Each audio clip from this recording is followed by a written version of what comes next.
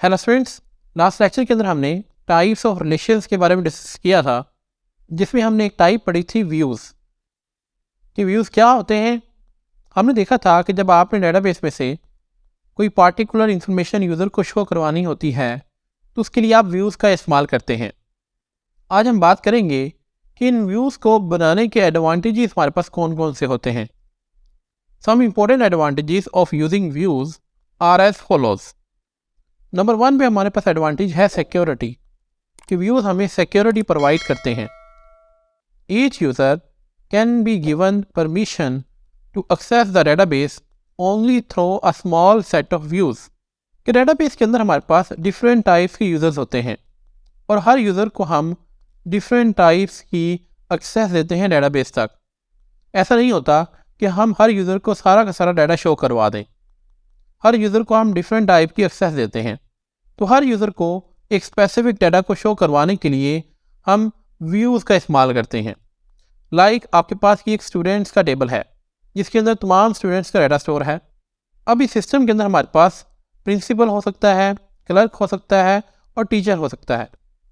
अब मैं नहीं चाहता कि जो टीचर है ये स्टूडेंट्स की फ़ीस को देखे, तो हमें यहाँ पर व्यू क्रिएट करना पड़ेगा ताकि टीचर एक स्पेसिफिक डाटा को देख सके। तो मैं इस स्टूडेंट टेबल में से एक व्यू क्रिएट करूँगा, स्टूडेंट व्यू, जिसके अंदर फ़ी वाला जो कॉलम है वो इंक्लूड नहीं होगा। और फिर ये टीचर को मैं एक्सेस प्रोवाइड कर दूंगा कि ये टीचर इस स्टूडेंट व्यू को देख सकता है और ये टीचर इस टेबल को नहीं देख सकेगा। तो इस तरह से व्यू हमें हमारे डाटा की सिक्योरिटी प्रोवाइड करते हैं। The views contains the specific data the user is authorized to see कि व्यू के अंदर सिर्फ वही डाटा होता है जिसका यूज़र ऑथराइज है देखने का। The user is restricted to access only specific portion of store data कि हम यूज़र को यहाँ रिस्ट्रिक्ट कर रहे हैं कि वो एक ख़ास इन्फॉर्मेशन देख सकता है, सारा का सारा डाटा वो यहाँ पर नहीं देख सकता। तो इस तरह से जो व्यू है वो हमें सिक्योरिटी प्रोवाइड करता है। सेकंड इसका एडवांटेज है query simplicity. A view can draw data from several different tables and present it as a single table कि व्यू की मदद से हम मल्टीपल टेबल्स का डाटा शो करवा सकते हैं। लेट्स सपोज आपके पास एक टेबल है स्टूडेंट्स और दूसरा है रिजल्ट्स। अब ये दो टेबल्स हैं। हम इन दो टेबल्स की मदद से एक व्यू क्रिएट कर सकते हैं। इसमें इन दोनों टेबल्स का डाटा मौजूद होगा। फिर हम इस व्यू के ऊपर डिफरेंट क्यूरीज अप्लाई कर सकते हैं जिससे हमें डाटा मैनिपुलेशन में आसानी होगी। The user can easily apply queries on this view as a single table. अब ये जो व्यू है ये एक सिंगल टेबल के तौर पर हमें शो हो रहा है। अब हमें इन दो टेबल्स के ऊपर अलग अलग क्यूरीज अप्लाई करने की ज़रूरत नहीं है। हम सिर्फ इस एक टेबल के ऊपर क्यूरी अप्लाई करके अपनी डाटा मैनिपुलेशन कर सकते हैं। तो ये हमारे पास सेकंड एडवांटेज है व्यू का, क्यूरी सिंप्लिसिटी। नंबर 3 पे हमारे पास है structural simplicity. Views can give personalised view of the database to a user कि व्यू हर यूज़र को उसका अलग से व्यू प्रोवाइड करता है। It presents the database as a set of virtual tables that is more useful for a particular user कि ये डेटाबेस को वर्चुअल टेबल के तौर पर प्रेजेंट करता है। लेट्स सपोज आपके पास ये स्टूडेंट्स का टेबल है जिसके अंदर स्टूडेंट की तमाम इन्फॉर्मेशन मौजूद है।